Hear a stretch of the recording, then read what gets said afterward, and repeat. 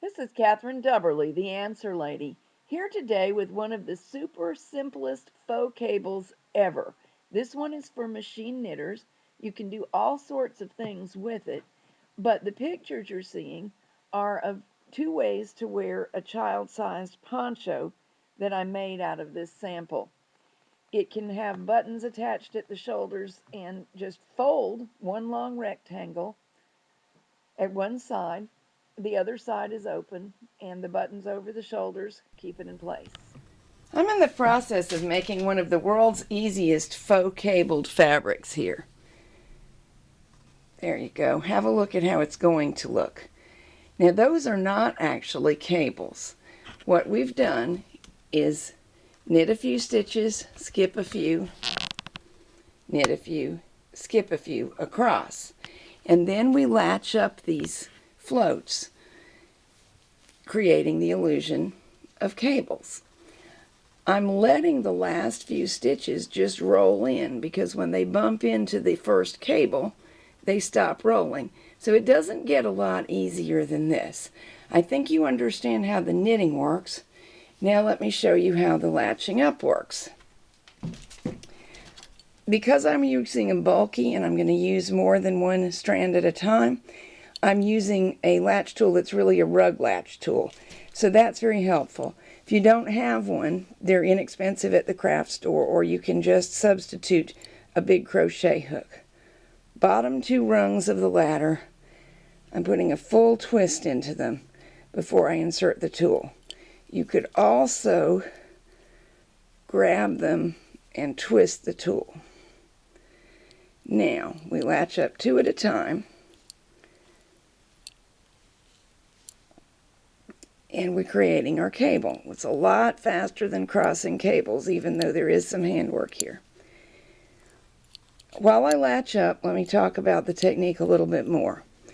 The cables would come out bigger if you skipped more needles, therefore had longer floats, and then you latched up more than two rungs at a time.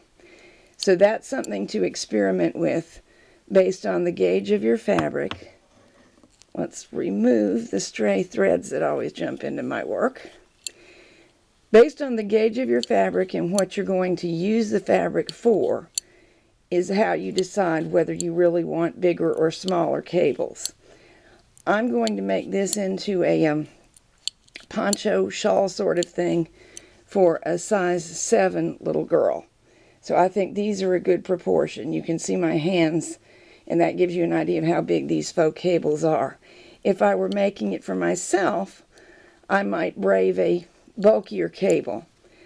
I'm not a very tall woman, so I would go bulkier for me than for this kid, but if I was making it for my 6-foot tall friend, I might go bulkier still.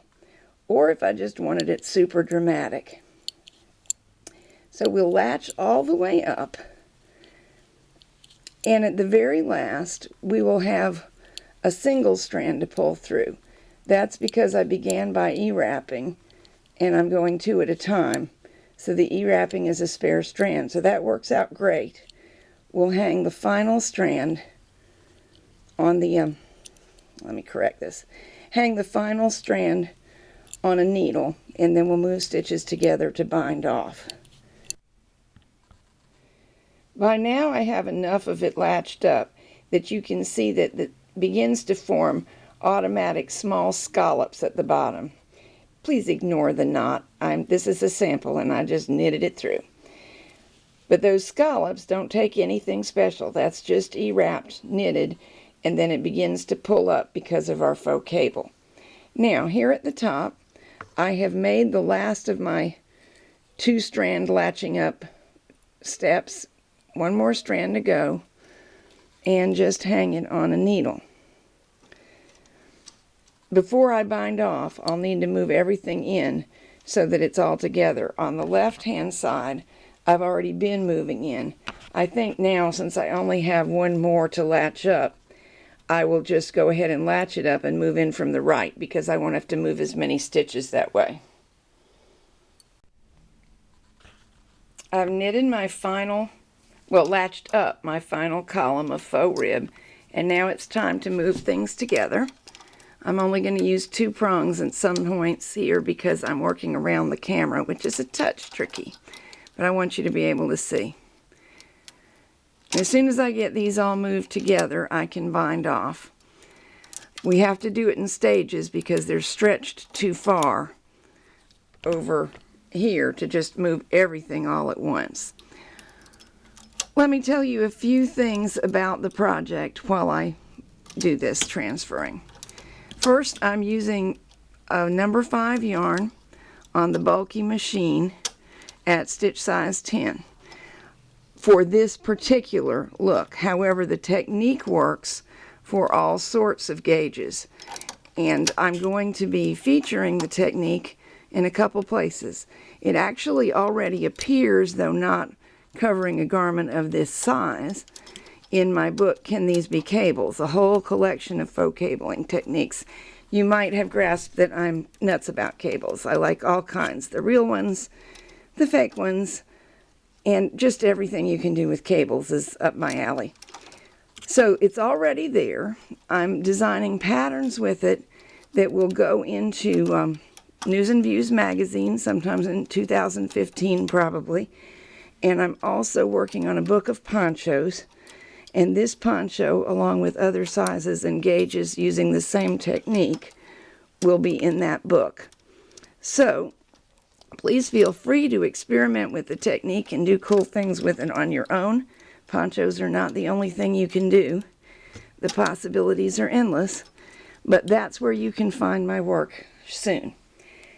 Now I'm ready to bind off. A little tip, if you want your bind off to exactly match your cast on, the E-wrap cast on is most closely matched by the backstitch bind off. I'll do that off camera.